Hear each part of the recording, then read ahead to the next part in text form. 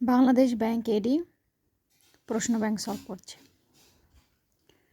Which of the following words substitute the sentence A remedy for all disease, মানে এমন একটা ওষুধ যে ওষুধটা হচ্ছে আপনার সর্বরোগের কাজ করবে।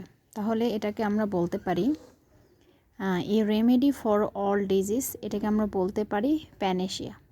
কারণ প্যানেশিয়ার অর্থই হচ্ছে সর্বরোগের ওষুধ। দ্বিতীয় question, which of the following is the analogy of antidote and poison. তাহলে ব্যাখ্যাটা এইভাবে, অ্যান্টিডোটের মাধ্যমে পয়জন দূর করা হয় আর টনিকের মাধ্যমে কি লেদার্জি দূর করা হয়। যার কারণে এটার উত্তরটা হচ্ছে আপনার ডি, টনিক এবং লেদার্জি। পরবর্তী question, which of the following resembles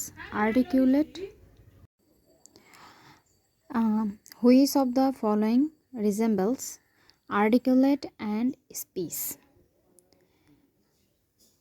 তাহলে এটির উত্তরটি হচ্ছে আপনার কোঅর্ডিনেটেড অ্যান্ড মুভমেন্ট। তাহলে আমরা ব্যাখ্যাটা পড়ি। ব্যাখ্যা হচ্ছে স্পষ্ট স্পিচকে বলা হয় আর্টিকুলেট, আর সুগঠিত মুভমেন্টকে বলা হয় কোঅর্ডিনেটেড।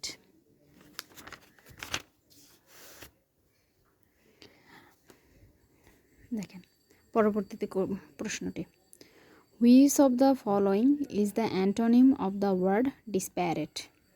ডিসপ্যারেট শব্দটির অর্থই হচ্ছে অসম বা অসদৃশ্য।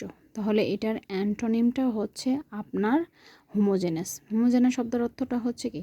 হোমোজেনাস শব্দের অর্থই হচ্ছে সমজাতীয় বা সমমাত্র।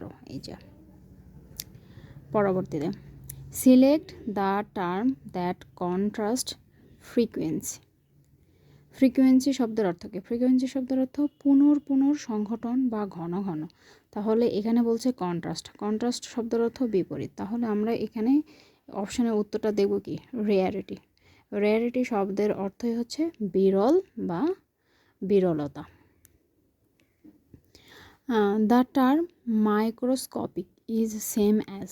এখানে মাইক্রোস্কোপিক শব্দের সিনোনিম শব্দ বের করতে বলছে। তাহলে মাইক্রোস্কোপিক শব্দের অর্থ কি? আণুবীক্ষণিক বা সূক্ষ্ম। তাহলে যেহেতু এখানে সিনোনিম বের করতে বলছে, তাহলে অপশনের মধ্যে উত্তর হচ্ছে মিনিট। কারণ মিনিট হচ্ছে একটা হচ্ছে ক্ষুদ্র বিষয়, মানে বিষয় আর কি। তাহলে minute.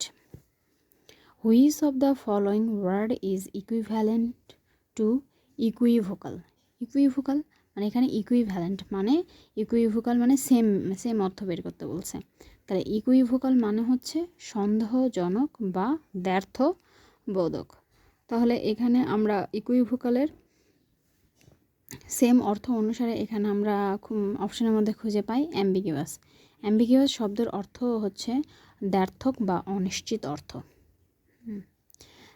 তারপরতে, which of the following spelling is correct. এখানে সঠিক বানানটি বের করতে বলছে। তাহলে এখানে সঠিক বানানটি হচ্ছে ফ্যাসিনেটিং।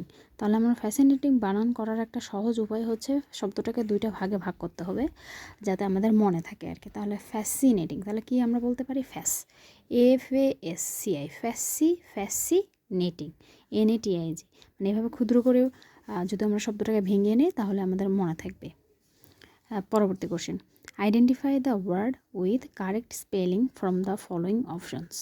এখানেও আর কি সঠিক একটা বানান খুঁজে বের করতে বলছে। তাহলে আমাদের এখানে সঠিক বানানটি হচ্ছে ডি নাম্বার, কাউন্টারফেইট। তাহলে এটাকেও আমরা মনে রাখার জন্য দুইটা ভাগে ভাগ করব, একটা কাউন্টার একটা ফেইট। তাহলে কাউন্টার COUNTER কাউন্টার, আর একটা ফেইট FEIT ফেইট। আশা করি আপনাদের উপকারে আসবে। দেখা হবে পরবর্তীতে নতুন কোনো ভিডিও নিয়ে।